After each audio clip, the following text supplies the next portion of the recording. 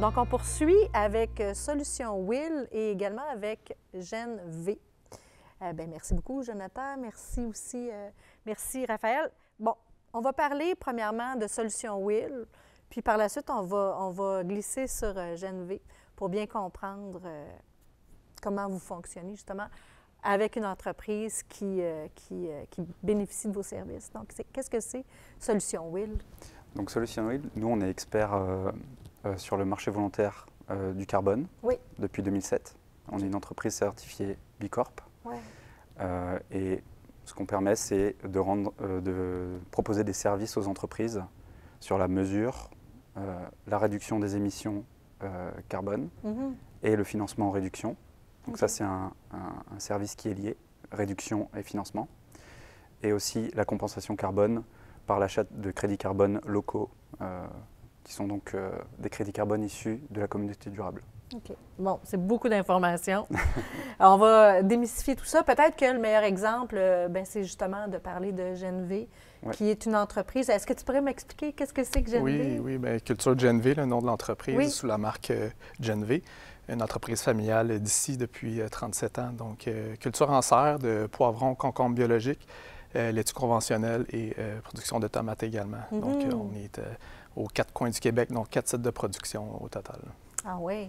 Puis là, de quelle façon, justement, Gen V collabore ou travaille avec Solutions Will? C'est pour quelle raison exactement? Oui, la principale approche là, avec Solutions Will a été le calcul des GES en fonction de la conversion de la méthode de chauffage de gaz naturel au chauffage de biomasse. Okay. Donc, il y a un calcul de l'empreinte qui est fait à ce niveau-là.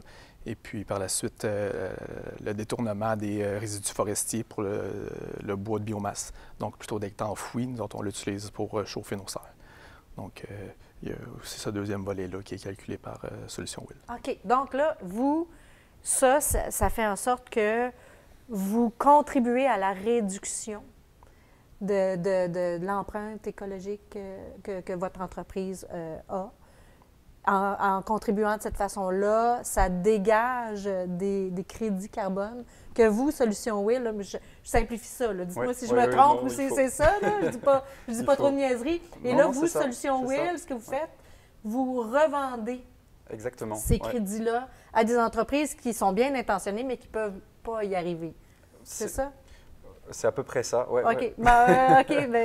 En fait, le crédit carbone, c'est ça, ça permet de rendre tangible une réduction de tonnes de GES, donc une tonne de réduction de gaz à effet de serre. Donc l'unité qui est utilisée comme mesure, c'est le CO2 équivalent, donc le CO2. Ouais. Et cette tonne-là, le crédit carbone, ça permet de la suivre, de savoir de quel projet elle provient et de l'identifier spécifiquement.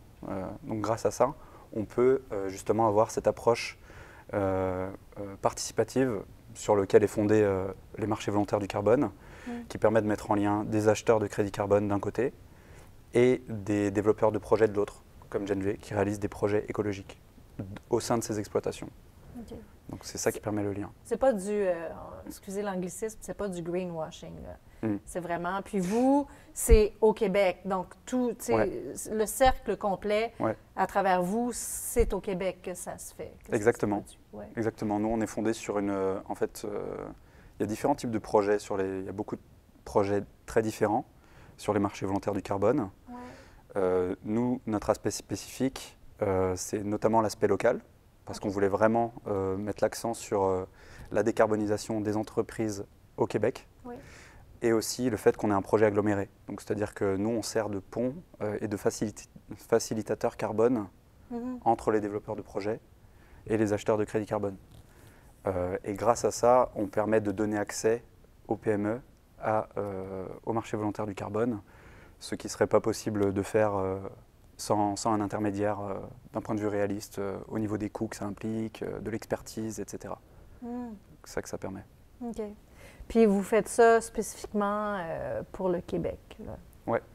On a une seconde communauté durable maintenant qui est ouverte en Ontario. OK. Ouais. Donc ouverte récemment. Par Solutions Will? Par Solutions Will, oui. Wow. Mais qui est comme un autre projet qui permet aux acheteurs, voilà, si y a un acheteur qui veut supporter spécifiquement les entreprises qui réalisent des projets au Québec, il va pouvoir acheter spécifiquement à ces entreprises-là pour les soutenir. Au Québec. Au Québec, oui. Exactement. Parce que c'est ça, dans le fond, c'est une des beautés de la chose, c'est que pour vous, Geneviève, c'est une source de revenus également? Idéalement, c'est le fruit de nos efforts en bout de ligne. Souvent, il peut y avoir un investissement fait d'une part, puis de l'autre côté aussi, un détournement de l'enfouissement peut aussi réduire certains coûts, même en tirer des revenus. Et par la suite, les crédits carbone rajoutent une couche à la récompense. Là. Donc, on réussit à vendre ces crédits carbone-là sur le marché du carbone. Donc, effectivement, c'est une source de revenus additionnelle. C'est une source de revenus additionnelle. Oui. C'est pas l'unique raison pour laquelle vous faites ça, bien évidemment. Ça reste un faible pourcentage des chiffres d'entreprise, mais... Et comment ça s'inscrit, justement? Pourquoi vous avez décidé du jour au lendemain comme ça? J'imagine que c'était pas comme ça il y a, je ne sais pas trop combien d'années, vous m'avez dit que ça existait. 37 ans, c'est ça? Oui, 37 ans, oui. Mais quand même, à la base, ça ne devait pas être déjà conçu comme ça. Non, la conversion du système de chauffage à la biomasse s'est débutée en 2016. Donc, c'est suite à ces années-là que Solutions Will a été approchée pour mesurer les impacts environnementaux de ce chauffage-là.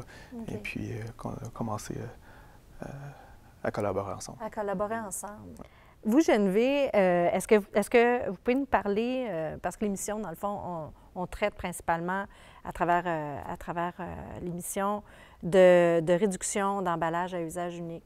Vous, vous vendez dans toutes les épiceries. Comment vous faites pour travailler là-dessus, à réduire l'utilisation? Oui, effectivement, on ne peut pas se cacher qu'on utilise du plastique à usage unique. Ouais. On a travaillé avec Recycle Québec dans les dernières années pour réduire notre empreinte, donc réduire l'épaisseur du film de plastique. OK. Aussi, on a développé aussi avec un client un emballage de 3 laitues qui vient réduire aussi la quantité de plastique par laitue, si on veut dire. Puis, évidemment, pour nous, c'est un ami, le plastique. Là, sans l'emballage plastique pour la laitue, elle aurait une durée de vie de 3-4 jours. Ah oui, avec le plastique, on augmente vraiment jusqu'à 21 jours sa durée de vie. Donc, mais on s'assure également, là, dans les dernières années, d'introduire du plastique de post-consommation dans la fabrication de ce plastique-là. Ça veut dire quoi, ça? Excuse-moi. C'est le plastique qui est envoyé au centre de tri, racheminé à des transformateurs. Des thermoformeurs qui viennent introduire un certain pourcentage de plastique de post-consommation. Okay. Donc, on va appeler à ce moment-là du ARPTE. Donc, notre plastique identifié comme étant du ARPTE. Okay. Donc, on essaie de faire de cet effort-là également là, pour encourager le recyclage.